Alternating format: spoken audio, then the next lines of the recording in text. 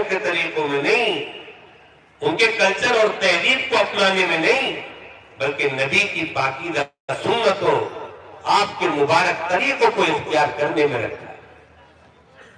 اہل ایمان کی بھلائی تو اللہ نے اس میں رکھی تھی کہ وہ پیروی کرتے جناب رسول اللہ صلی اللہ علیہ وسلم، اس لیے کہ اللہ نے اپنے نبی کے ذریعے جو طور طریقے ہمیں سکھائے ہیں، ہمارا عقیدہ ہے کہ اس کائنات میں اس سے بہتر کوئی طور طریقہ ہو ہی نہیں سکتا۔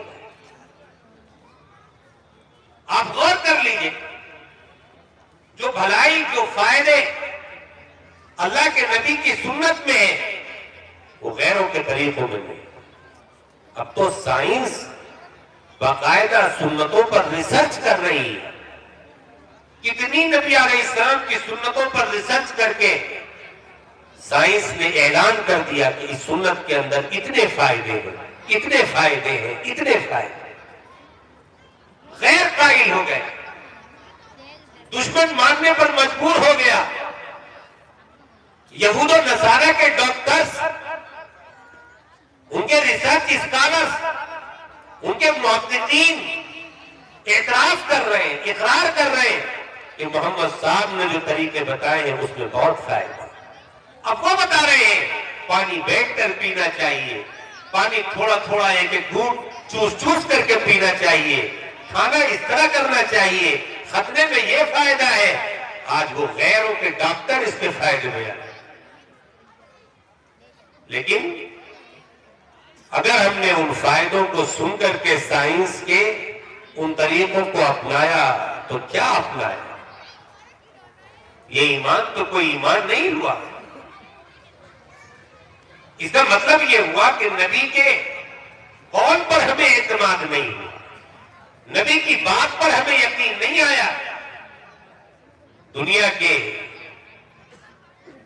اس چھوٹے چھوٹے ڈاکٹروں کے کہنے سے ہمیں نبی کی بات مفید معلوم، نبی کی باتوں کے نفع بخش ہونے کا یقین ہوا جب ان یہود و نصارہ کے ڈاکٹروں نے تائید کی، جب انہوں نے تصدیق کر دی۔ ذرا غور کیجئے، کتنی بے ادبی اور توہین کی بات ہے کہ ہم نبی کی بات کو تب قبول کریں گے جب یہ دشمن ریسرچ کر کے، تحقیق کر کے یہ تصدیق کریں گے، یہ فائدے بیان کریں گے۔ کیا ہمارا ایمان یہی ہے؟ ہرگز نہیں۔ ہم نفع نہیں دیکھتے، ہم فائدے نہیں دیکھتے، ہم کسی کی ریسرچ اور تحقیق کے محتاج نہیں ہیں۔ ہمارے لیے تو بس اتنا کافی ہے کہ یہ عمل، یہ طریقہ ثابت ہے ہمارے آقا جناب محمد الرسول اللہ صلی اللہ علیہ وسلم۔ اس پر عمل کرنے کے لیے، اسے اختیار کرنے کے لیے ہمیں کسی کی تصدیق و تائید کی ضرورت نہیں ہے، کسی کی تحقیق کے ہم محتاج نہیں ہیں، بلکہ ہم تو ان سنتوں کو اپنائیں صرف اس بنیاد پر کہ ہمیں محبت ہے اپنے آقا جناب رسول اللہ صلی اللہ علیہ وسلم۔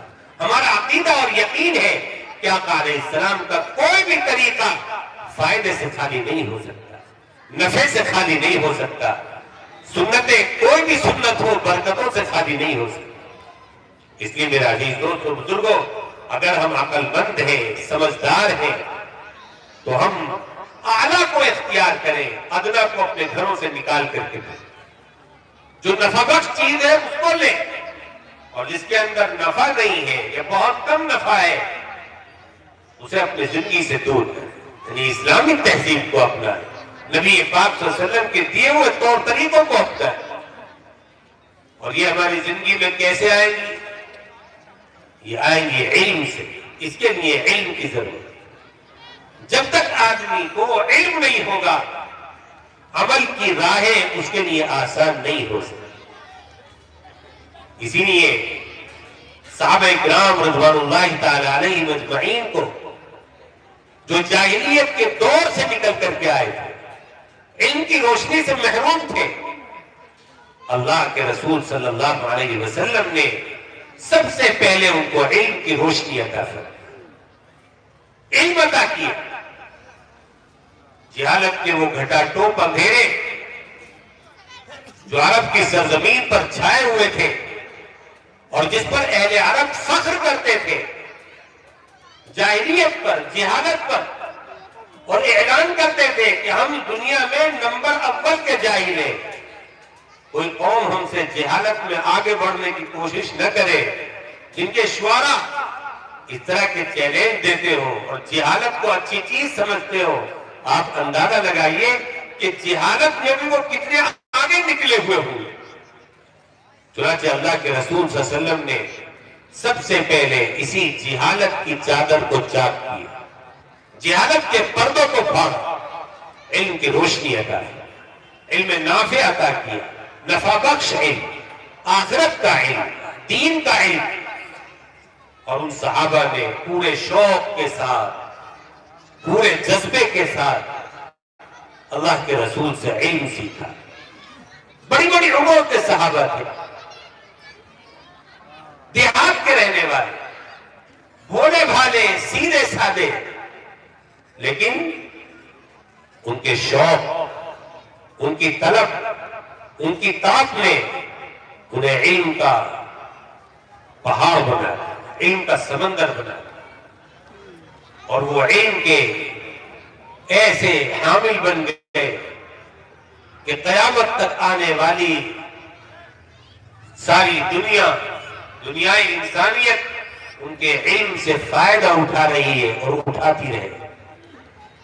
نبی اکرم صلی اللہ تعالی علیہ وسلم نے ان کے بارے میں اعلان فرما دیا، اصحابی کالنجوم بِأَيِّهِمُ اقْتَدَيْتُمْ اهْتَدَيْتُمْ، میرے صحابہ ستاروں کی طرح ہے، تم ان میں سے جس کے بھی پیچھے چل دو گے، جس کی بھی اتباع کر لو گے، کامیاب ہو جاؤ، ہدایت پا جاؤ۔ اب وہ علم و معرفت کے ایسے چمکتے ہوئے ستارے بن گئے، جہالت دور ہو گئی، ہر صحابی امام بن گیا، مقتدی بن گیا، ہادی اور رہنما بن گیا۔ لیکن کیسے؟ کہ انہوں نے اپنے اندر سے جہالت کو دور کیا، علم کی اہمیت کو سمجھا۔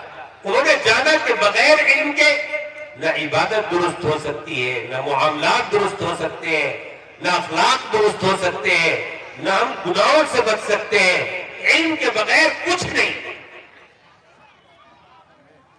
اسی لیے صحابہ کرام نے سب سے زیادہ توجہ علم کی طرف کی۔ کیسی توجہ؟ کہ کچھ صحابہ کرام تو نبی پاک صلی اللہ علیہ وسلم کے گھر کے قریب ایک چبوترے پر آ کر کے پڑ گئے علم سیکھنے کے لیے۔ انہوں نے اپنی زندگی کو علم کے لیے وقف کر ڈالا، اپنے دن رات کا مشغلہ ہی علم کو بنا لیا۔ کچھ صحابہ نبی پاک صلی اللہ علیہ وسلم کی صحبت میں رہنے لگے، سفر میں، حضر میں، ہر وقت آپ کے ساتھ رہنے کی کوشش کرتے تاکہ علم کی باتیں معلوم ہوتی، علم آ جائے۔ جن صحابہ کا گھر دور تھا، اللہ کے رسول کی مجلس میں روزانہ نہیں آ سکتے تھے، انہوں نے اپنی ترتیب بنائی۔ حضرت عمر فاروق رضی اللہ تعالیٰ اپنے پڑوسی سے انہوں نے معاہدہ کر لیا تھا، مشغولیت کی وجہ سے روزانہ تو نہیں جا سکیں گے، اس لیے ایک دن اللہ کے رسول کی مجلس میں تم جانا، ایک دن میں جاؤں، تم جو سن کر کے آؤ وہ علم کی باتیں مجھے بتا دینا، میں جو سن کر کے آؤں گا وہ علم کی باتیں تمہیں بتا دیا۔ چنانچہ انہوں نے اس ترتیب سے کام کیا تاکہ کسی بھی دن کا علم ہم سے چھوٹ نہ پائے۔ ایک دن خود حاضر ہو کر کے سیکھے، ایک دن ساتھی کے ذریعے سے وہ علم پہنچ جائے، لیکن ناغا نہ ہو، مس نہ ہو۔ صحابہ کرام رضوان اللہ تعالی علیہ مجمعین علم کے ایسے عاشق ہو گئے۔ حضرت جابر بن عبداللہ رضی اللہ تعالی عنہ ایک مہینہ سفر کر کے، ایک طرف سے ایک مہینے کا سفر کر کے ملک شام پہنچ رہے ہیں حضرت عبداللہ ابن انیس کے پاس۔ کیوں؟ صرف علم کی ایک بات معلوم کرتے۔ انہیں یہ معلوم ہوا کہ ملک شام میں ایک صحابی رہتے ہیں اور ان کے پاس اللہ کے رسول کی ایک علم کی بات ہے۔ بس پھر کیا تھا؟ دل مچلنے لگا، سفر کی طلب پیدا ہو گئی۔ فرماتے ہیں کہ میں نے سواری تیار کی، خریدی، اسے تیار کیا، راستے کے لیے توشہ تیار کیا اور 1 مہینے کا کٹھن مشقت بھرا سفر کیا علم کی اس ایک بات کو حاصل کرنا. پہنچے، علم حاصل کیا، وہ ایک حدیث سنی اور پھر فوراً واپس آ گئے. تو 1 مہینے کے جانے کا سب کیا. نبی کریم علیہ السلام صحابہ کے ساتھ باہر نکل رہے ہیں. دیکھتے ہیں کہ دور سے اونٹنی پر سواری پر کوئی صاحب سوار چلے آئے. آپ صحابہ سے کہتے ہیں کہ رک جاؤ، ہو سکتا ہے یہ بندہ ہماری طرف آ رہا، ہم سے ہی ملنے آ رہا. چنانچہ انتظار کیا تو دیکھا واقعی وہ صحابی حضور علیہ السلام سے ملاقات کے خواہش مند تھے، آپ ہی سے ملنے آ رہے تھے. آقا علیہ السلام بھی اونٹنی پر سوار، وہ بھی اونٹنی پر سوار. نبی پاک صلی اللہ علیہ وسلم نے ان سے معلوم کیا کیا بات ہے، کہاں سے آ رہے ہو؟ بتایا کہ وہ ملک شام سے آ رہا، کس سے ملاقات کرنی کہ آپ ہی کی خدمت میں حاضر ہوا. کیوں آئے؟ ایک روایت میں آتا ہے کہ انہوں نے عرض کیا یا رسول اللہ التحیات سیکھنے آئے. 1 مہینے کا سفر کر کے التحیات سیکھنے آئے. اور ایک روایت میں آتا ہے فرمایا میں سنت سیکھنے آیا. نبی کریم علیہ السلام نے اونٹنی پر سوار ہونے کی حالت میں ہی انہیں ان کا مقصود عطا کیا، انہیں تحیات سکھائی یا سنتیں سکھائی یا ایمان سکھایا. بعض روایتوں میں ایمان کا ذکر ملتا ہے. سیکھ لیا انہوں نے، آقا علیہ السلام کی زیارت بھی کر لی، علم بھی سیکھ لیا. اور اس کے بعد گفتگو کے دوران ہاتھ سے اونٹ کی نکیل چھوٹ گئی. وہ اونٹ آگے پیچھے ہونے لگا، دکھائی نہیں دے رہا تھا لیکن زمین اندر سے آگے کی کھوکھلی تھی. اونٹ تھوڑا سا آگے بڑھا، پیر اس کھوکھلی زمین پر پڑے تو نیچے دھس گئے. اونٹ کی اگلی ٹانگیں زمین میں اندر چلی گئی. وہ آگے کو جھکا تو یہ صحابی اوپر سے نیچے آ گئے. پتھریلی زمین تھی، سر ایک پتھر سے ٹکرایا اور وہیں اللہ کو پیارے ہو گئے. علم کے اس راستے میں اللہ نے ان کی موت مقدر کی تھی، چنانچہ اللہ کے راستے کی موت انہیں نصیب ہوئی. کیا مبارک موت تھی، کتنا پیارا اور مبارک سفر تھا. اللہ کے رسول سے ملاقات کی نیت، ایمان اور سنتوں کے سیکھنے کی نیت، علم کے سیکھنے کی نیت، کیسے بابرکت سفر میں ان کا انتقال ہوا. لیکن نبی کریم علیہ السلام نے اپنا چہرے مبارک ان کی طرف سے پھیر دیا. صحابہ کرام کو بڑا تعجب ہوا کہ ایسی مبارک موت، اللہ کے راستے کی، علم کے راستے کی موت، طالب علمانہ موت، اور اللہ کے رسول اس سے چہرہ پھیر رہے ہیں. آخر معاملہ کیا ہے، بات کیا ہے اصل؟ تو صحابہ نے ہمت کی اور نبی کریم علیہ السلام سے دریافت کیا یا رسول اللہ اس کی موت تو اللہ کے راستے میں، دین کے راستے میں ہوئی، آپ پھر بھی اس سے منہ موڑ رہے، اپنا چہرہ پھیر رہے، آخر بات کیا ہے؟ تو بتایا نبی پاک صلی اللہ علیہ وسلم یہ لمبا سفر طے کر کے آیا تھا، راستے میں کھانے پینے کا سامان اس کا ختم ہو گیا تھا، اس لیے اس نے فاقے کے ساتھ، بھوک اور پیاس کے ساتھ آدھا سفر مکمل کیا.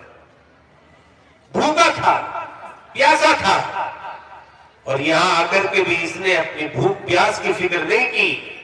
علم سیکھا، ایمان سیکھا، سنت سیکھی. جب اس کا انتقال ہوا تو میں نے دیکھا کہ اللہ نے فرشتوں کو حکم دیا کہ میرا یہ بندہ بھوکا پیاسا آیا ہے، تم اس کے لیے نعمتوں کا دسترخوان لگا. چنانچہ فرشتے دوڑے، اس کے لیے نعمتوں کا دسترخوان لگایا اور اس کو کھانے کے لیے اس دسترخوان پر بٹھایا گیا. فرمایا رسول اللہ صلی اللہ علیہ وسلم نے میں نے اس کی طرف سے چہرہ اس لیے پھیر لیا تاکہ یہ کھانے میں مجھے دیکھ کر کے شرمائے، آرام سے پیٹ بھر کر کے کھا لے، اللہ کی نعمتوں سے خوب استفادہ کر۔ میرا عزیز دوستو بزرگوں، میں نے واقعہ پورا کر دیا، ورنہ مجھے تو یہ بتانا تھا کہ صرف التحیات سیکھنے کے لیے اور نبی کریم علیہ السلام کی چند سنتیں سیکھنے کے لیے یہ صحابی 1 مہینے کا سفر کر کے آئے۔ صحابہ اپنے آپ کو دین کا محتاج سمجھتے، ہمیں دین کی ضرورت ہے، علم کی ضرورت ہے، لیکن آج یہ علم کا شوق و ذوق ہمارے اندر سے نکل گیا۔ وہ علم جو اللہ کو بے حد پسند ہے، جو انسان کی سب سے پہلی صفت ہے۔ حضرت آدم علیہ السلام کو اللہ نے پیدا فرمایا تو سب سے پہلی صفت جو اللہ نے پہلے انسان کو عطا کی پیدا کرنے کے بعد، انہیں کھانا نہیں کھلایا گیا، پانی نہیں پلایا گیا، دوسری نعمتوں سے نہیں نوازا گیا، بلکہ ان کو اللہ نے جو پہلی صفت اور پہلی نعمت عطا کی وہ علم کی ہے۔ وَعَلَّمَ آدَمَ الْأَسْمَاءَ كُلَّهَا، آدم علیہ السلام کو اللہ نے پیدا کرنے کے بعد اسماء کا علم دیا، دنیا کی تمام چیزوں کے نام سکھائے، فرشتوں سے مقابلہ کرایا، اور علم کے اندر ان کا کمال، ان کا تفوق، ان کا غلبہ دکھایا فرشتوں کو۔ دیکھو میں نے جو یہ انسانوں کی مخلوق پیدا کی ہے، یہ علم میں، حکمت میں تم سے آگے ہے، تم پر غالب ہے، اس لیے کبھی بھی تم اس مخلوق سے اپنے آپ کو افضل مت سمجھنا کہ تم سے افضل ہے۔ اور یہ افضلیت کی صفت کی وجہ سے، صفت علم کی وجہ سے، کہ میں نے تمہیں علم نہیں دیا، اس انسان کو میں نے علم عطا کیا ہے، اور علم کی صفت کی وجہ سے یہ تم سے آگے نکل گئی۔ یہ وہ صفت ہے جو ہمیں فرشتوں سے آگے بڑھا دیتی، فرشتوں سے آگے نکال دیتی۔ یہ اللہ کی محبوب صفت ہے۔ اللہ علم کو پسند کرتا ہے، اللہ کے رسول علم کو پسند کرتے ہیں۔ آپ چاہتے تھے کہ میرا ہر امتی علم سے بہرہ ہو، علم کا حامل ہو، چنانچہ شریعت نے ہر آدمی کے لیے، ہر مسلمان کے لیے اتنا علم حاصل کرنا جس سے حلال اور حرام میں تمیز کر سکے، فرائض اور واجبات کو ادا کر سکے، فرض قرار دیا۔ ہر مسلمان پر اتنا علم سیکھنا فرض ہے، اور باقی باریک چیزوں کا، ان چیزوں کا علم جن کی کبھی کبھار ضرورت پڑتی ہے وہ فرض کفایہ ہے۔ امت کا اگر ایک طبقہ، علماء کی ایک جماعت بھی اس کو حاصل کر لے گی تو کام چل جائے، لیکن ضروری علم، دین کا اتنا علم جو اچھائی اور برائی کی تمیز پیدا کر دے، جائز اور ناجائز کا فرق سکھا دے، اتنا علم حاصل کرنا ہر ایمان والے مرد اور عورت پر فرض۔ طلب العلم علی کل مسلمین کا یہی مطلب ہے کہ علم طلب کرنا ہر مسلمان کا فرض۔ حضرت موسیٰ علیہ السلام نے بنی اسرائیل اپنی قوم کے اندر کھڑے ہوئے ایک مجلس میں واز فرما رہے۔ کتنے میں ایک آدمی کھڑا ہوتا ہے، اس کے ذہن میں ایک سوال آتا ہے، وہ پوچھتا ہے کہ حضرت کیا اس روئے زمین پر، اس دنیا میں آپ سے زیادہ بھی کوئی علم والا ہے؟ حضرت موسیٰ علیہ السلام، ہر نبی کے اندر تواضع ہوتی ہے، عاجزی ہوتی ہے، انکساری ہوتی ہے، لیکن اس سوال کا جو حقیقی جواب تھا وہ حضرت موسیٰ نے اسے دے دیا۔ ہر زمانے کا نبی اپنے زمانے کے تمام انسانوں سے علم میں بڑا ہوا ہوتا، کسی کا بھی علم نبی سے زیادہ نہیں ہوتا، اس لیے حضرت موسیٰ نے اسے صحیح جواب دیا کہ نہیں، مجھ سے بڑا عالم کوئی نہیں۔ لیکن اللہ نے اسی وقت فرشتہ بھیجا، اور موسیٰ علیہ السلام کو بتایا گیا کہ نہیں، دنیا کے اندر ہمارا ایک بندہ اور ہے جس کے پاس تم سے زیادہ علم ہے۔ بس اتنا سننا تھا کہ موسیٰ علیہ السلام کے دل میں اس بندے سے ملنے کی اور ان سے ملاقات کی طلب پیدا ہوگی، خواہش پیدا ہوگی، اور عرض کرنے لگے اے رب العالمین وہ آپ کا بندہ کون ہے، کہاں رہتا ہے، میں اس سے ملاقات کرنا چاہتا ہوں، اس کے پاس جانا چاہتا ہوں۔ اللہ نے بتایا کہ وہ ہمارے بندے خضر ہیں، جو تم کو ایک دریا پار کرنے کے بعد دریا کے کنارے، سمندر کے کنارے ملیں گے، اس کے لیے تمہیں دریا کا سفر کرنا پڑے گا۔ حضرت موسیٰ علیہ السلام جلیل القدر نبی، بلکہ نبی سے بھی اعلیٰ رسول، اولو العزم پیغمبر، علم کے پہاڑ اور سمندر، بے پناہ علم، توریت اللہ نے آپ پر نازل فرمائی تھی جو انتہائی جامع آسمانی کتاب تھی، لیکن یہ علم کی طلب، علم کا شوق و ذوق دیکھیے، اتنا علم ہونے کے باوجود حضرت موسیٰ علیہ السلام کے اندر مزید علم حاصل کرنے کا شوق پیدا ہو، اللہ سے درخواست کر ڈالی کہ اس بندے سے ملاقات کرا دی۔ چنانچہ حکم ملا، ٹھیک ہے سفر کی تیاری کر، سفر کی تیاری کر، بلکہ سفر شروع کر دیا، ساتھ میں اپنے خادم حضرت یوشع بن نون کو لے لیا جو بعد میں اللہ کے نبی بنے، حضرت یوشع،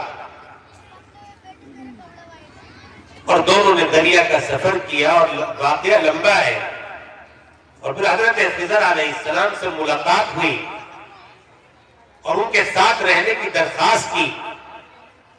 انہوں نے بتایا موسیٰ اللہ نے مجھے جو علم دیا ہے وہ الگ ہے، تمہیں جو علم دیا ہے وہ الگ ہے، تم میرے ساتھ نہیں رہ سکو گے، یہ باطنی علم ہے، یہ الگ ٹائپ کا علم ہے، تم سے برداشت نہیں ہوگا میرے ساتھ رہنا، میری صحبت۔ فرمایا نہیں، آپ مجھے موقع تو دیجیے۔ چنانچہ حضرت خضر نے موقع دیا، اور وہ 3 واقعے پیش آئے جو آپ نے قرآن کریم کی تفسیر میں کسی نہ کسی عالم سے سنے ہوں گے کہ حضرت خضر علیہ السلام نے ان کو ساتھ لیا، ایک کشتی میں سوار ہوئے، کشتی والوں نے انہیں پہچان لیا کہ اللہ کے نیک بندے ہیں، کرایہ بھی ان سے نہیں لیا، لیکن خضر علیہ السلام نے پھر بھی اس کی کشتی کا ایک تختہ توڑ دیا۔ موسیٰ علیہ السلام نے اعتراض کیا فوراً، یہ آپ نے کیا کیا؟ اس بندے نے تو ہمارے ساتھ اتنے احسان کا معاملہ کیا کہ ہم سے کرایہ تک نہیں لیا، اور آپ نے اس کی تختی کو، اس کے کشتی کو عیبدار بنا دیا، اس کا تختہ ہی توڑ ڈالا۔ حضرت خضر نے فرمایا کہ میں نے تم سے کہا تھا نہیں کہ تم میرے ساتھ برداشت نہیں کر سکو گے، رہ نہیں سکو گے۔ حضرت موسیٰ علیہ السلام نے سوری کی، معذرت کی کہ مجھ سے بھول ہو گئی، میں بول بیٹھا۔ خضر علیہ السلام نے کہہ دیا تھا کہ بس دیکھتے رہنا، اعتراض مت کرنا، بولنا مت، لیکن بول بیٹھے، بھول گئے، بھول ہو گئی۔ چنانچہ پھر دوسرا واقعہ پیش آئے، حضرت خضر علیہ السلام ان کو لے کر کے ایک بستی میں داخل ہوئے، وہاں کچھ بچے کھیل رہے تھے، چنانچہ ایک بچے کا انہوں نے سر پکڑا، اسے قتل کر دیا۔ اللہ، چھوٹا سا معصوم بچہ، بے قصور، بے گناہ، اور حضرت خضر نے اسے قتل کر دیا۔ حضرت موسیٰ علیہ السلام نے اس پر بھی اعتراض کیا۔ خضر علیہ السلام نے پھر ان کو یاد دلایا کہ کیا طے ہوا تھا کہ بولیں گے نہیں۔ ایک دیوار ٹیڑھی ہو رہی تھی، اسے سیدھا کر دیا، کہا اجرت لے لیجیے اس کی، اجرت نہیں لی۔ یہ 3 واقعے پیش آئے، اور ان 3 واقعوں کے بعد دونوں میں جدائی ہونے لگی، علیحدگی ہونے لگی۔ خضر علیہ السلام نے کہا کہ میں نے تو پہلے ہی کہا تھا تم ساتھ نہیں رہ سکو۔ حضرت موسیٰ نے عرض کیا کہ حضرت ان 3 کاموں کی حکمت تو بتا دیجیے۔ تو حضرت خضر نے بتایا دیکھو بھائی کشتی کا تختہ ہم نے اس لیے توڑا تھا کہ آگے ایک بدماش رہتا ہے، ایک سردار ظالم، جس کی کشتی صحیح سالم دیکھتا ہے چھین لے۔ میں نے اس کی کشتی کو اس لیے عیبدار بنا دیا تاکہ وہ اس کی کشتی نہ چھین لے، اس کی روزی روٹی چلتی رہے۔ یہ حکمت تھی۔ اس بچے کو اس لیے قتل کیا کہ وہ بڑے ہو کر کے ماں باپ کا نافرمان بنتا۔ ماں باپ مومن تھے، نیک صالح تھے، اور یہ بچہ غیر مومن تھا۔ ہو سکتا ہے کہ یہ ماں باپ کو بھی کفر میں مبتلا کر دیتا، اس لیے میں نے اس کو ختم کیا۔ ماں باپ کے ایمان کی حفاظت کی،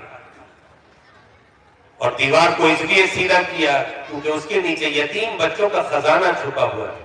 اگر دیوار گر جاتی، خزانہ ظاہر ہو جاتا، لوگ لوٹ لیتے، لے جاتے، یتیم بچوں کا مال چلا جاتا۔ حضرت موسیٰ علیہ السلام کو افسوس ہوا۔ نبی پاک علیہ السلام اس واقعے کو ذکر کر کے فرماتے تھے کاش موسیٰ علیہ السلام خاموش رہتے، اعتراض نہ کرتے، تو حضرت خضر کے اور واقعے بھی ہمارے سامنے آتے۔ مجھے تو آج یہ کرنا تھا، یہ بتانا تھا کہ ایک نبی کو اللہ تعالیٰ کتنا علم دیتا ہے کہ دنیا میں سب سے زیادہ علم اس کے پاس ہوتا ہے، لیکن اس کے باوجود جب حضرت موسیٰ کو پتا چلا کہ مجھ سے زیادہ بھی علم والا ایک بندہ ہے، تو فوراً اس کے پاس جانے کی خواہش کی تاکہ اس کے علم سے استفادہ کر سکے، اس سے علم سیکھ سکے۔ علم ایسی چیز ہے، اور نبی پاک صلی اللہ تعالیٰ علیہ وسلم کے بارے میں ہمارا اور آپ کا، سارے ایمان والوں کا عقیدہ ہے کہ اللہ کے بعد سب سے زیادہ علم اگر کسی کے پاس ہے تو وہ نبی اکرم صلی اللہ تعالیٰ علیہ وسلم کی ذات مبارک۔ فرشتوں سے زیادہ، جبریل و میکائیل سے زیادہ، ہر ایک سے زیادہ علم آقا علیہ السلام۔ لیکن اتنے علم ہونے کے باوجود اللہ تعالیٰ فرما رہا ہے قل رب زدنی علما، اے محمد مجھ سے دعا کیا کیجئے کہ اللہ میرے علم کو اور بڑھا دیجئے، اور بڑھا دیجئے، اور بڑھا دیجئے۔ اتنا علم اللہ نے دیا ہمارے آقا، پھر بھی دعا کرائی جا رہی ہے ان کی زبان سے کہ مزید کی درخواست کی، مزید علم کے لیے دعا کی۔ پتا چلا کہ اللہ کی محبوب صفت ہے علم، اللہ کو علم پسند ہے۔ اس لیے امام احمد بن حنبل رحمۃ اللہ علیہ فرمایا کرتے تھے ایُّ عمل افضل من طلب العلم، کہ علم کے طلب کرنے سے زیادہ کون سا عمل افضل ہو سکتا ہے؟ سب سے افضل ترین عمل علم کا حاصل کرنا، علم کا طلب کرنا۔ نبی اکرم صلی اللہ تعالی علیہ وسلم گھر میں سے تشریف لائے، مجلس لگی ہوئی ہے، ایک طرف صحابہ ذکر کر رہے ہیں، دوسری طرف صحابہ کا ایک حلقہ لگا ہوا ہے جس میں علم کا مذاکرہ ہو رہا ہے۔ آقا علیہ السلام ذکر والی مجلس میں جا کر کے شامل نہیں ہوتے، بلکہ آقا آتے ہیں اور علم والی مجلس میں بیٹھتے ہیں، علم کے حلقے میں بیٹھتے ہیں، اس میں شریک ہوتے ہیں، یہ بتانے کے لیے کہ یہ مجلس زیادہ مبارک، زیادہ افضل ہے اس ذکر کی مجلس۔ بلکہ ایک حدیث میں آپ نے صاف فرمایا بعثت معلما، اللہ نے مجھے معلم بنا کر کے ہی بھیجا ہے، علم والا، علم سکھانے والا بنا کر کے بھیجا۔ تو نبی پاک علیہ السلام دنیا کو اپنا تعارف کرا رہے ہیں علم کے ذریعے۔ اللہ نے مجھے علم عطا کیا، اوتیت علم الاولین والآخرین، اولین و آخرین کا مجھے علم دیا، اور مجھے علم سکھانے والا بنا کر کے بھیجا، معلم بنا کر کے بھیجا۔ عبداللہ ابن مسعود رضی اللہ تعالیٰ عنہ فرمایا کرتے تھے الدراست صلاۃ، پڑھنا لکھنا بھی عبادت ہے۔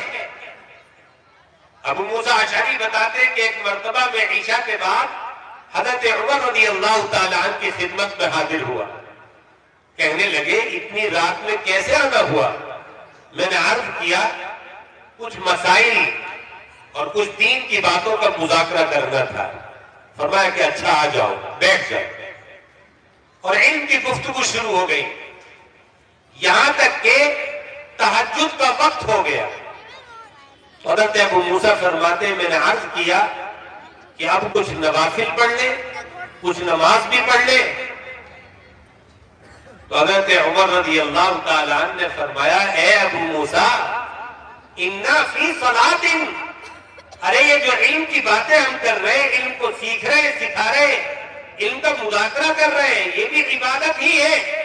اِنَّا فِي صَلَاةٍ، ہم نماز ہی میں ہیں، یہ نماز سے کم نہیں ہے علم کی باتیں۔ اس لیے امام احمد ابن حنبل رحمہ اللہ کے بیٹے بتلاتے تھے کہ جب قاضی امام ابو زرعہ رحمہ اللہ جو مشہور تابعی، جو تبع تابعی تھے، غالباً ان کے بھی بات کے ہیں، وہ گھر پر تشریف لاتے امام احمد ابن حنبل کے پاس، تو حضرت امام احمد فرماتے تھے کہ ابو زرعہ جب آتے ہیں تو میں علم کا مذاکرہ ان سے کرتا ہوں اور صرف فرض نماز پر اکتفا کرتا ہوں، نوافل چھوڑ دیتا ہوں۔ میں ان سے علم کی باتیں کرنے کو نوافل پڑھنے سے افضل جانتا، بہتر سمجھتا۔ امام ابو حنیفہ رحمۃ اللہ علیہ جو چاروں اماموں میں سب سے بڑے امام ہیں، امام اعظم، اسی طرح امام مالک رحمۃ اللہ علیہ، امام شافعی رحمۃ اللہ علیہ، امام احمد ابن حنبل رحمۃ اللہ علیہ، ان چاروں اماموں کا فتویٰ ہے کہ علم حاصل کرنا، علم کے اندر مشغول ہونا نفل نماز پڑھنے سے افضل ہے، بہتر۔ اور ایک حدیث میں آتا ہے کہ اگر کسی شخص نے ایک مسئلہ علم کا سیکھ لیا تو وہ ایک مسئلہ سیکھنا 100 رکعت نفل پڑھنے سے اس کے لیے بہتر ہے۔ اور اگر علم کا پورا باب سیکھ لیا، کسی ایک چیز سے متعلق تمام احکام سیکھ لیے، وضو سے متعلق، نماز سے متعلق، تو فرمایا 1000 رکعتیں پڑھنے سے افضل۔ یہ علم ہے، علم دین، جس کے یہ علماء حامل ہیں، جس کے لیے یہ مدرسے قائم ہیں، جو آپ کی اولادوں کو ان مدرسوں میں سکھایا جا رہا ہے، یہ ہے وہ فضیلت والی چیز، یہ ہے وہ خزانہ جس کی فضیلت اللہ تعالیٰ نے نفل عبادتوں سے بھی زیادہ رکھی ہے۔ یہ وہ خزانہ ہے علم کا۔ لیکن افسوس کے ساتھ کہنا پڑ رہا ہے کہ آج ہم اس علم دین کی اہمیت اور وقار کو نہیں پہچانے۔ جہاں بچہ بڑا ہوا ہمارے دل میں بس ایک ہی سودا سماتا ہے، ایک ہی خیال انگڑائیاں لیتا ہے، میرا بچہ کسی صورت سے ڈاکٹر بن جائے، انجینئر بن جائے، اوورسیئر بن جائے، پروفیسر بن جائے، اسے سرکاری نوکری مل جائے۔ علم دین کے بارے میں، قرآن کا علم، دین کا علم، اس کے بارے میں خیال تک نہیں جاتا۔ ہم نہیں سوچتے کہ اگر میں نے ڈاکٹر بنا دیا، انجینئر بنا دیا تو اس کی دنیا کی زندگی تو بہت ٹھاٹ باٹ سے گزر جائے گی، بہت شاندار ہو جائے گی، لیکن مرنے کے بعد کی جو ابدی ازلی زندگی ہے، دائمی اور ہمیشہ والی زندگی ہے، اس میں اس کا کیا ہوگا؟ اگر علم نہیں سکھایا تو یہ دنیا کی زندگی کو اپنی کامیاب آخرت کے اعتبار سے کیسے بنائے گا؟ گناہوں سے کیسے بچے گا؟ اپنے عقیدے کو درست کیسے رکھے گا؟ عبادتوں کو صحیح کیسے انجام دے گا؟ اللہ کا نیک اور مقبول بندہ کیسے بنے گا؟ اس کا خیال دلوں میں نہیں آتا۔ حالانکہ ہونا یہ چاہیے کہ اگر ہم دنیا کی کامیابی کی فکر کرتے ہیں کہ ہماری اولاد دنیا کے اعتبار سے کامیاب ہو جائے، اس کی زندگی کامیاب ہو جائے، عیش و آرام میں بسر ہو، اگر اس چند روزہ زندگی کی ہم فکر کرتے ہیں اور ہمیں سچے معنی میں محبت ہے اپنی اولاد سے، ہم خیر خواہ ہیں اپنی اولاد کے، تو ہمیں دوسری طرف ان کی آخرت کی زندگی کی بھی فکر ہونی چاہیے، جو ہمیشہ ہمیش کی زندگی۔ اس لیے کہ یہ چند روزہ زندگی تو گزر جائے گی، لیکن وہ آخرت کی زندگی کبھی ختم ہونے والی نہیں ہے، وہ آسانی سے گزرنے والی نہیں ہے۔ اگر اس میں ٹوٹا اور نقصان ہو گیا، اس میں بیٹا ناکام ہو گیا، تو ذرا سوچئے تنہائیوں میں بیٹھ کر کے آپ کو کیسا لگے گا کہ آپ جنت میں ہو اور بیٹا جہنم کے شعلوں میں اور وہاں کی آگ میں جھلس رہا ہو۔ آپ سے کیسے دیکھا جائے گا، آپ کے دل پر کیا بیتے۔ اس لیے والدین کو اگر اولاد کے وہ سچے محبت کرنے والے، سچے خیر خواہ ہیں، ہمدرد ہیں، تو دنیا کے ساتھ ساتھ اولاد کی آخرت کے نفع کی بھی سوچنی چاہیے، آخرت کی کامیابی کے بارے میں بھی سوچنا چاہیے، اور یہ بغیر علم کے نہیں ہو سکتا۔ اس لیے مدارس میں جو آج فقدان ہو رہا ہے اچھے گھرانوں کے بچوں کا، ذہین بچوں کا، اس المیے کو ختم کی، ذہین بچوں کو مدارس میں ڈالیے، ترتیب بنائیے۔ آپ ڈاکٹر بنانا چاہتے ہیں، کوئی نہیں روکتا، انجینئر بنانا چاہتے ہیں، کوئی منع نہیں کرتا، لیکن اس کے ساتھ ساتھ کچھ نہ کچھ وقت اس کا علماء کے پاس، قراء کے پاس، حفاظ کے پاس لگا کر کے اسے بہترین قرآن پڑھنا بھی سکھائے، قرآن کے معانی سے بھی اسے آگاہ کیجیے، مسائل اور احکام کی بھی معافیت اسے دیجیے، تاکہ وہ کل کو آپ سے یہ شکایت نہ کرے کہ مجھے دنیا کا علم تو سکھا دیا لیکن آخرت کا علم مجھے میرے ماں باپ نے نہیں سکھایا۔ وہ قیامت کے دن اللہ سے یہ شکایت نہ کرے کہ میرے ماں باپ نے میرا حق ادا نہیں کیا۔ اس لیے کہ اولاد کا حق ہے کہ آپ اس کی بہترین تعلیم و تربیت کا انتظام کریں، اور تعلیم کا مطلب ہے علم دین کی تعلیم اسے۔ اس لیے اگر ہم نے اپنے بچوں کو دینی علم نہیں سکھایا، یہ مدارس ہمارے، یہ مکاتب اگر اسی طرح غیر آباد ہوتے چلے گئے، ان کی رونقیں پھیکی پڑ گئیں، بچے آنے ان میں بند ہو گئے، اچھے علماء پیدا ہونے بند ہو گئے، تو پھر یاد رکھیے اگر جس قوم کے اندر دین کے عالم نہیں رہتے ہیں، اس قوم کو تباہ اور برباد ہونے سے پھر کوئی نہیں بچاتا۔ روس کا انقلاب آپ کے سامنے ہے، کمیونزم کا انقلاب، کیا اثرات ہوئے تھے جب علماء سے ان کا رشتہ کاٹ دیا گیا تھا، علماء پیدا ہونے بند ہو گئے تھے، 80 سال تک لوگوں کا رشتہ دین سے کٹ گیا تھا، لا الہ الا اللہ ان کو یاد نہیں رہا تھا، قرآن کریم کے نسخے گھروں میں نہیں رہے تھے، نماز پڑھنے کے طریقے کو نہیں جانتے تھے۔ مولانا سلمان بیگ صاحب جو شیخ زکریا رحمۃ اللہ علیہ کے خلیفہ تھے، جب روس کا سفر کر کے آئے تو دارالعلوم دیوبند تشریف لائے، حضرت کا دارالحدیث میں بیان ہوا، اور انہوں نے بتایا کہ آج ترکوں کے وہ ممالک ترکمانستان، تاجکستان، قزاقستان، ازبیکستان آزاد ہوئے ہیں، تو اس حال میں آزاد ہوئے ہیں کمیونسٹ کے چنگل سے کہ دین بالکل ختم ہو چکا ہے، علماء نہیں، کوئی سکھانے والا نہیں تھا، اس لیے پوری قوم دین کے علم سے جاہل ہے، ناشنا ہے، وحشت ہوتی ہے ان کو مسجد میں آنے سے، قرآن پڑھنے سے، نماز پڑھنے سے، نوجوانوں کو اٹھا اٹھا کر کے کھینچ کھینچ کر کے لانا پڑتا ہے، علماء نہیں رہے تو دین ختم ہو۔ اس لیے میرے بھائیوں اور دوستوں، ہم اپنی اولاد کی ضرورت کو سمجھیں، ہر ایمان والے کی ضرورت ہے علم دین، ہماری اولاد کی ضرورت ہے علم دین۔ اگر علم نہیں ہوگا، زنا کے نقصان، اس کا گناہ اولاد کو معلوم نہیں ہوگا، اس لیے وہ زنا سے بچنے کی کوشش نہیں کرے۔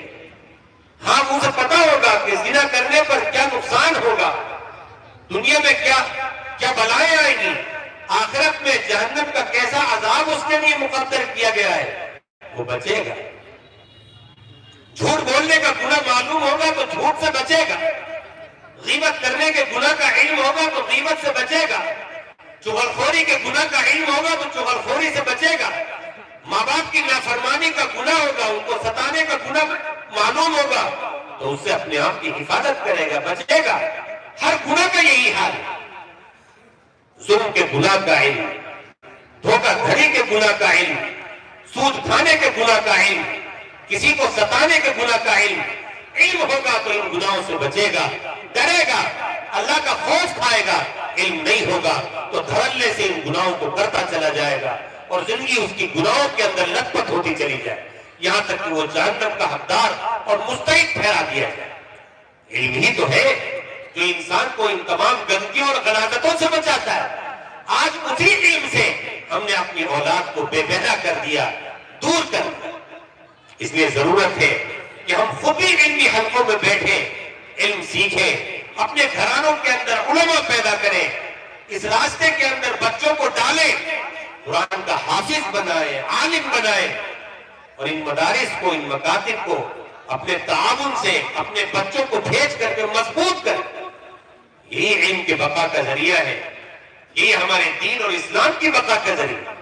الحمدللہ آج ہم ایک علمی اور تعلیمی ادارے کے اجلاس میں ہی یہاں شریک ہوئے، اسی لیے میں نے اس موضوع پر یہ گفتگو کی کہ کم سے کم مدرسے کے اس اجلاس میں ہم علم کی اہمیت کو سمجھیں کہ علم کتنا ضروری ہے۔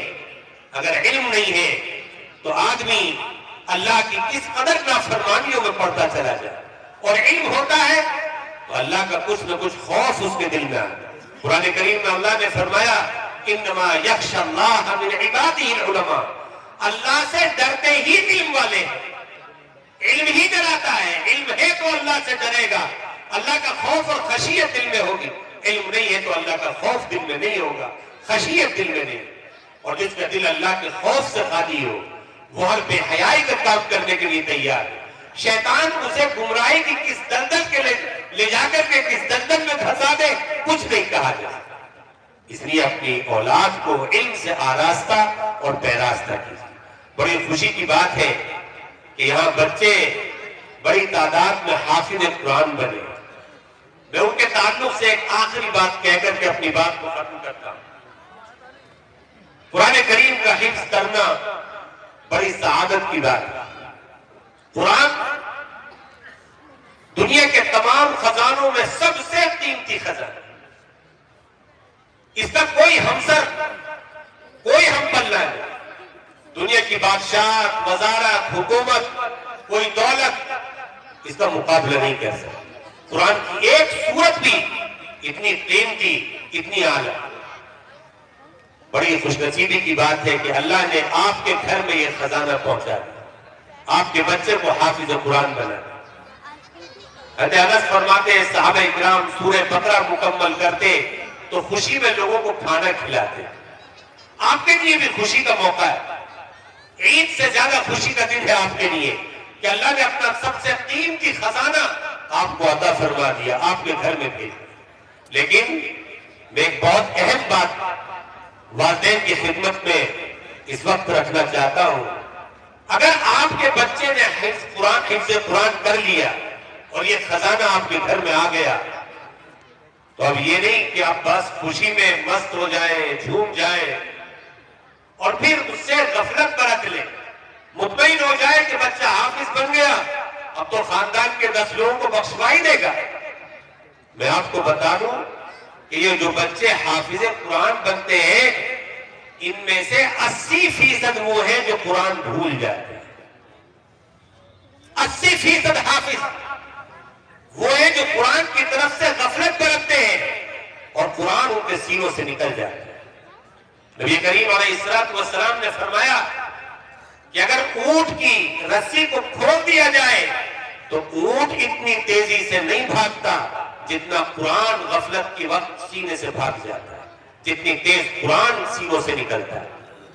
اس لیے ماں باپ اگر یہ چاہتے ہیں کہ یہ دولت جو ہمارے گھر میں آئی ہے یہ ہمیشہ باقی رہے، قیامت تک باقی رہے، اور اس کی بنیاد پر ہمیں وہ فضیلتیں ملیں جو اللہ کے رسول نے بیان فرمائی، سورج سے روشن تاج ہمارے سر پر رکھا جائے، دنیا کے سارے خزانوں سے قیمتی جوڑا پہنایا جائے، نور کے منبروں پر بٹھایا جائے، یہ فضیلتیں، یہ مقام اور مرتبہ ماں باپ کو حاصل ہو تو اس کے لیے ضروری ہے کہ آپ بچے کے حافظ بننے کے بعد اس کی سخت نگرانی کریں کہ اب یہ بچہ جو حافظ ہو چکا اب ہمیشہ قرآن اس کے سینے میں محفوظ رہے، قرآن اس کا کچا نہ ہو، یہ پابندی سے قرآن پڑھتا رہے۔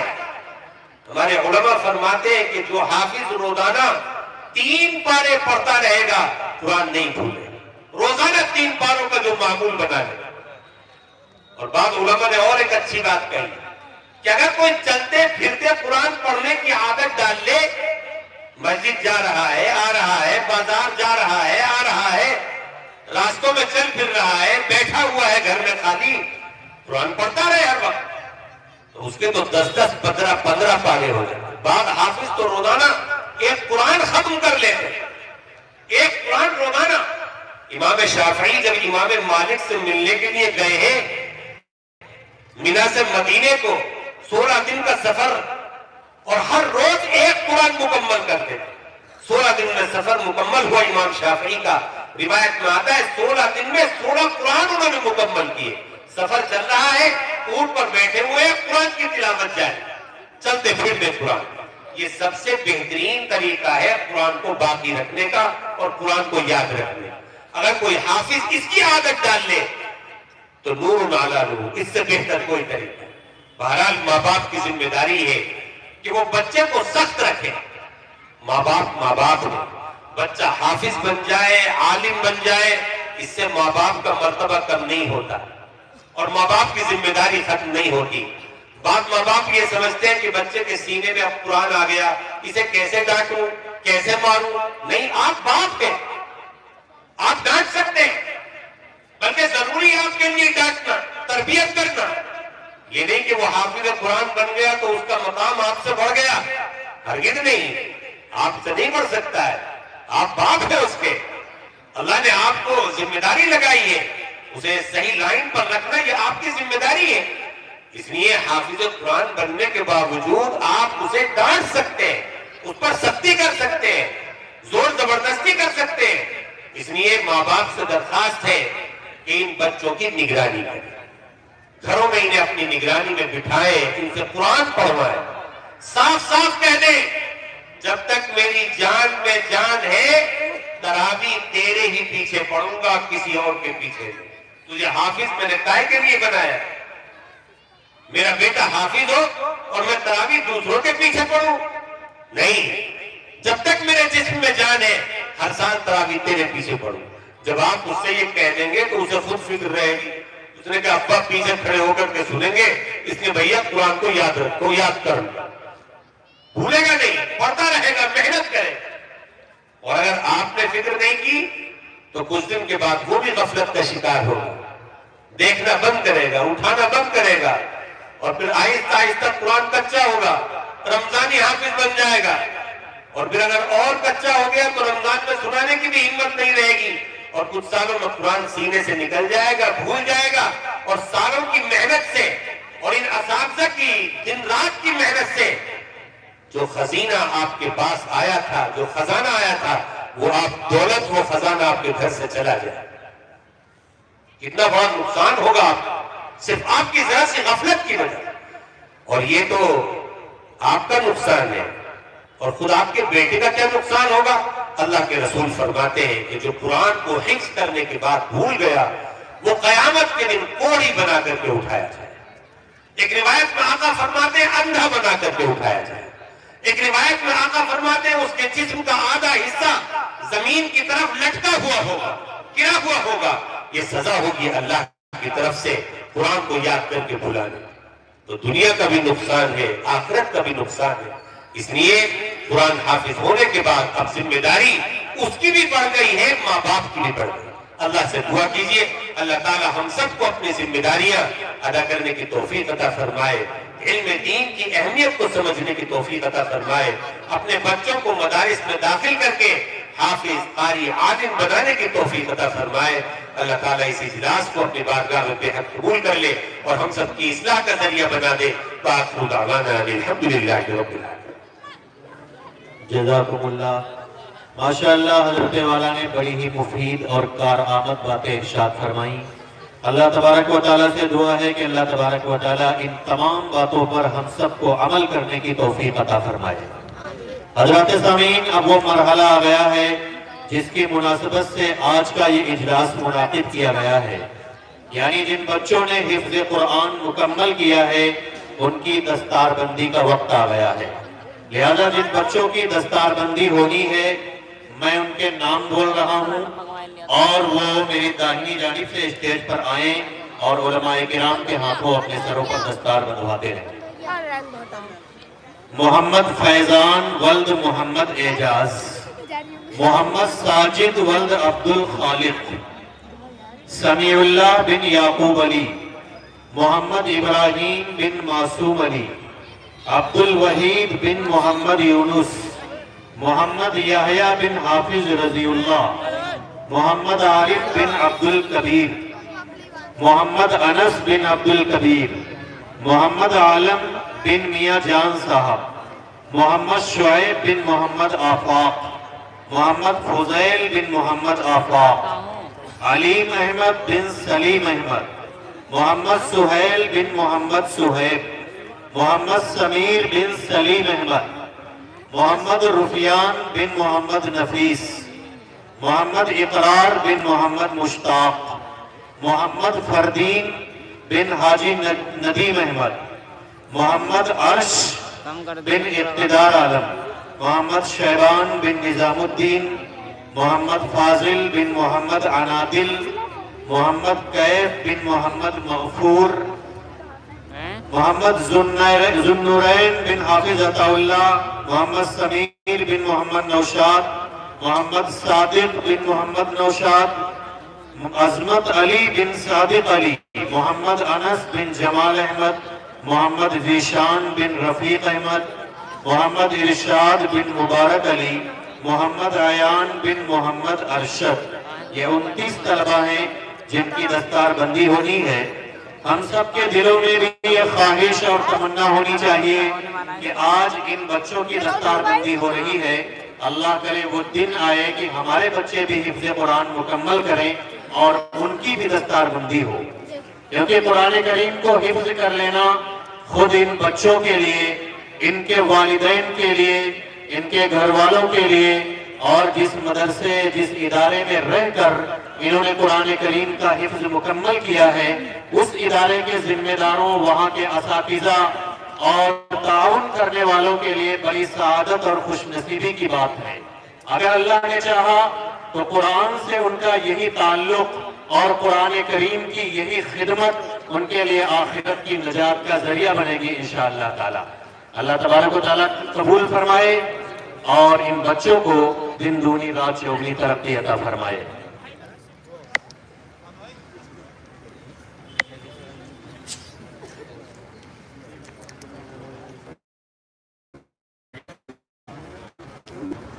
بھائی باہر سے آنے والے تمام کھانا کھائے بغیر نہ جائیں۔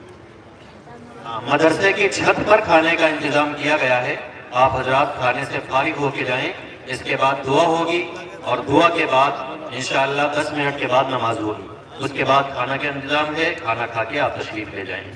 ایک اور اعلان سن لیجئے کہ 25 تاریخ میں بروز ہفتہ مدرسہ مدینۃ العلوم جوئی میں جلسہ دستار بندی ہے، آپ تمام حضرات وہاں بھی شرکت کریں۔ 25 تاریخ دن ہفتے کا ہے، 25 فروری۔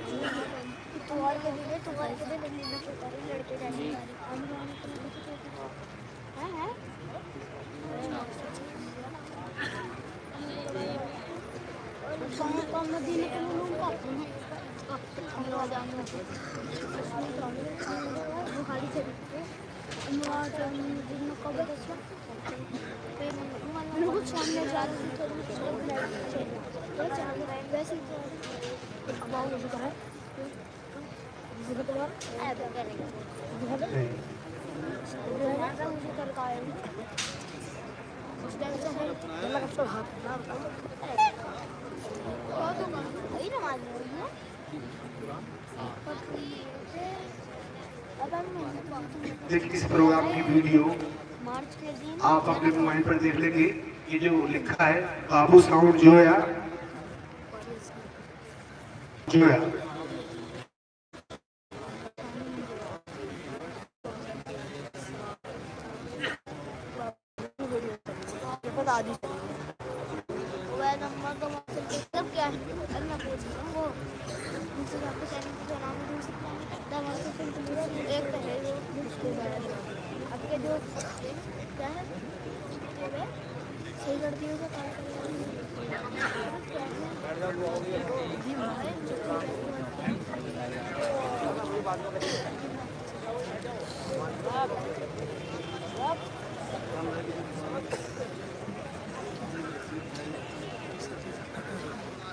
اللهم لك الحمد ولك الشكر كله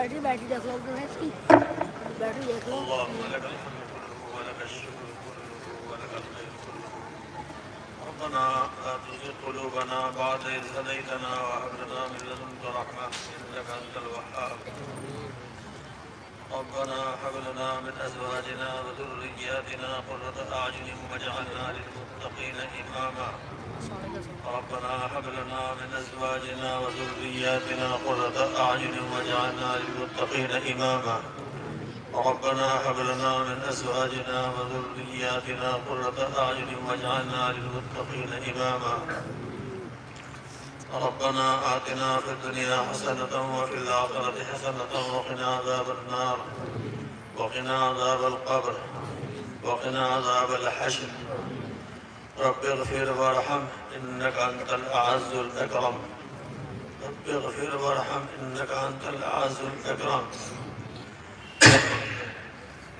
یا اللہ ہمارے گناہوں کو معاف فرما ہمیں گناہوں سے بچنے کی توفیق عطا فرما گناہوں سے نفرت عطا فرما اپنی مرضیات پر چلنے کی توفیق نصیب فرما یا الہ العالمین ہمارے دلوں کو حسد کینہ بغض عداوت سے پاک صاف فرما اخلاق رذیلہ سے ہماری حفاظت فرما حب جاہ حب مال سے ہماری حفاظت فرما یا اللہ بہت سے لوگوں کی خواہش ہے اور ان کے پرچے بھی آ رہے ہیں ان کے لیے خاص طور پر آپ حضرات دعا کریں اللہ ان کی مراد پوری فرما یا الہ العالمین جو بیمار ہیں ان کو شفاء کاملہ عطا فرما مقروضوں کو قرض سے نجات عطا فرما یا اللہ جو بے شادی شدہ ہیں اور یا وہ اولاد کے خواہش مند ہیں مجرینہ اولاد کے خواہش مند ہے اللہ ان کی یہ تمنا پوری فرما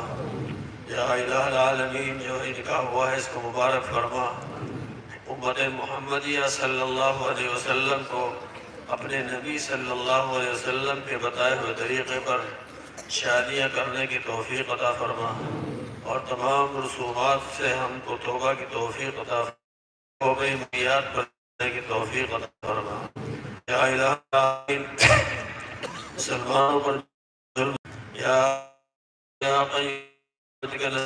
قیوم نستغیث فرعتی فرما حاضرین کی تمناؤں پورا فرما عطا فرما تقبل منك أنت السميع وعلينا إنك أنت التواب الرحيم وصلى الله على